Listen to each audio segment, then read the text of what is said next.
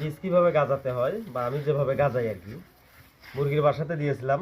আজকে বার করতেছি কীরকম গজিয়েছে সেটা। যে একটা সুতি কাপড়ে ভিজিয়ে চিপ দিয়ে 24 ঘন্টা ভিজিয়ে রাখার পর মুরগির বাসার নিচে রেখেছিলাম। দেখাই, সবগুলো হয়তো মুখ ফোটে নাই, তবে গাড়া যাবে, গাড়ার মানে রোপণের উপযুক্ত হয়েছে। দেখাই, প্রতিটি মুখ বের হয়েছে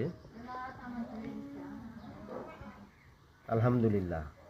যেগুলো দেখছেন সবুজ কালার, এটা দিছিলাম পচারির ওষুধ বলি, যেটা ম্যানকোজেট। তাহলে বীজে পচন আসবে না, আপনারা ব্যবহার করতে পারেন। আমি দেখালাম, তবে আমারটা দেখেই করতে হবে এমনটা না। যারা বিশেষজ্ঞ আছেন তাদের ভিডিও দেখে চাষবাস করবেন, তাছাড়া ঠকবেন। আমারটা দেখে করার দরকার নেই। আমরা এখন এটা রোপণ করে দেখাবো আপনাদেরকে। ইনশাআল্লাহ বেড তৈরি করা আছে।